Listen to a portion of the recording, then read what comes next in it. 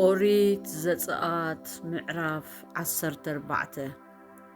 እግዚአብሔር ድማ ንሙሴ ከምዚ ኢሉ ተዛረቦ ንደቅ እስራኤል ተመሊሶም ኣብ መንጎ ሚግዶልን ባሕርን ኣብ መንጽር ጲሃሒሮት ክሰፍሩ ንገሮም ኣብ መንጽር በዓል ጸፎን ኣብ ጥቓ ባሕሪ ይስፈሩ ፈርዖን ድማ ብዛዕባ ደቅ እስራኤል በረኻ ዊሒጥዎም ኣብ ምድሪ ቀባሕባሕ ይብሉ ኣለዉ ክብል እዩ ኣነ ድማ ንልቢ ፈርዖን ከትርሮየ ንሱ ኸዓ ደድሕሪኦም ስዒቡ ክሰጎም እዩ ብፈርዖን ብኩሉ ሰራዊቱን ክኸብር እየ ግብፃውያን ድማ ኣነ እግዚአብሔር ከም ዝኾንኩ ክፈልጡ እዮም ከምኡ ኸዓ ገበሩ ድማ ንንጉስ ግብፂ እቲ ህዝቢ ከም ዝሃደመ ነገርዎ ልቢ ፈርዖንን ገላውኡን ከኣ ብዛዕባ እቲ ህዝቢ ተለወጡ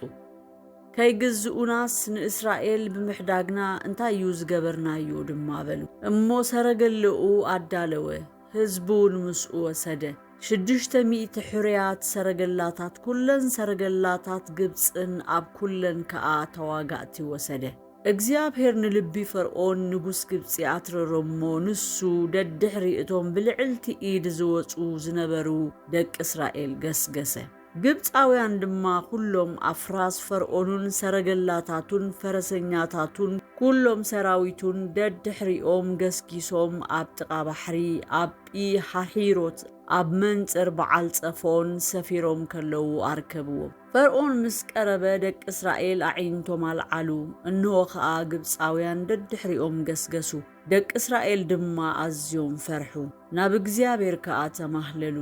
ንሙሴ ድማ ናብዚ በረኻ ክንመውት ዝወሰድካናስ ኣብ ግብፂ ዶ መቓብር ኣይነበረን ካብ ግብፂ ዘውፃእካናስ ንምንታይ እዚ ገበርካና እቲ ኣብ ግብፂ ዝበልናካኸ እዚ ነገር ዝዶ ኣይኮነን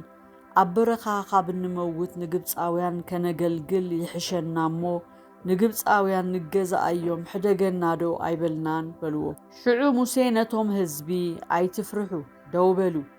እቲ ምድሓን እግዚአብሔር ሎሚ ዝገብረልኩም ረኣዩ እዞም ሎሚ ትርእይዎም ግብፃውያን ደጊም መሊስኩም ንዘለዓለም ኣይትርእይዎምን እግዚአብሔር ክዋጋኣልኩም እሞ ህድኡ በሎ እግዚአብሔር ድማ ንሙሴ በሎ ስለምንታይ ናባይ ትምህለል ንደቂ እስራኤል ክጓዓዙ ንገሮም ንስኻ ድማ በትርኻ ኣልዒልካ ኢድካ ናብ ልዕሊ ባሕሪ ዘርግሕ እሞ መቐሎ ደቂ እስራኤል ከኣ ናብ ማእከል ባሕሪ ናብቲ ንቁፅ ይእተዉ ኣነ ድማ እንሆ ልቢ ግብፃውያን ከትርር ንሳቶም ከኣ ደድሕሪኦም ከኣትዉ እዮም እሞ ብፈርዖንን ብኩሎም ሰራዊቱን ብሰረገላታቱን ብፈረሰኛታቱን ክኸብር እየ ብፈርዖንን ብሰረገላታቱን ብፈረሰኛታቱን ምስ ከበርኩ ድማ ግብፃውያን ኣነ እግዚአብሔር ከም ዝኾንኩ ክፈልጡ እዮም እቲ ብቅድሚ ሰፈር እስራኤል ዝኸይድ ዝነበረ መልኣኽ ኣምላኽ ድማ ተላዒሉ ንድሕሪኦም ከደ ነቲ ዓንዲ ደበና ኸኣ ካብ ቅድሚኦም ተላዒሉ ኣብ ድሕሪኦም ደው በለ ናብ መንጎ ሰፈር ግብፅን ሰፈር እስራኤልን ኣተወ ኣብኡ ኸኣ ደበናን ጸልማትን ነበረ እታ ለይቲ ኸኣ ኣብርሃ ለይቲ ብምልእታ እቲ ሓደ ናብቲ ሓደ ኣይቀረበን ሙሴ ድማ ኢዱ ናብ ልዕሊ ባሕሪ ዘርግሐ እግዚአብሔር ከኣ ነቲ ባሕሪ ለይቲ ብምልእታ ብብርቱዕ ንፋስ ምብራቕ ኣልዒሉ ነቲ ባሕሪ ኣንቀጾ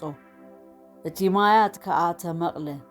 ደቂ እስራኤል ድማ በቲ ንቁፅ ናብ ማእከል ባሕሪ ኣተዉ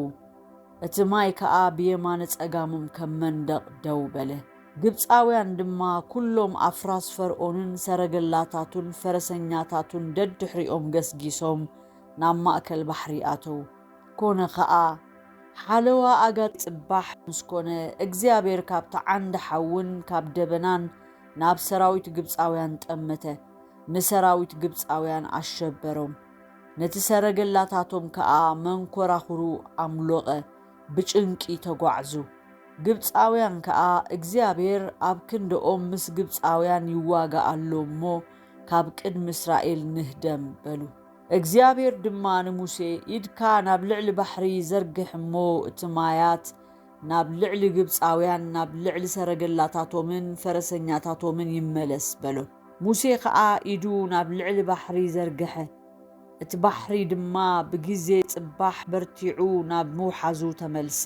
ግብፃውያን ከዓ ከሃድሙ ከለዉ ተጓነፍዎ እግዚአብሔር ድማ ንግብፃውያን ናብቲ ማእከል ባሕሪ ደርበዮም እቲ ማያት ከዓ ተመልሰ ነቶም ደድሕሪኦም ናብ ባሕሪ ዝኣተዉ ንሰረገላታትን ፈረሰኛታትን ንኹሉ ሰራዊት ፈርዖንን ድማ ደፈኖም ካባታቶም ሓደ እኳ ኣይተረፈን ደቂ እስራኤል ግና ኣብ ማእከል ባሕሪ ብንቁፅ ከዱ እቲ ማያት ከዓ ብየማነ ጸጋሞም ከም መንደቕ ኮነሎም ከምኡ እግዚአብሔር በታ መዓልቲ እቲኣ ንእስራኤል ካብ ኢድ ግብፃውያን ኣድሓኖም እስራኤል ድማ ምዉታት ግብፃውያን ኣብ ገምገም ባሕሪ ረኣየ እስራኤል እታ እግዚአብሔር ኣብ ግብፃውያን ዝገበረ ዓባይ ኢድ ረኣዮሞ እቶም ህዝቢ ንእግዚአብሔር ፈርሁ ብእግዚአብሔርን ብባሪኡ ብሙሴን ድማ ኣመኑ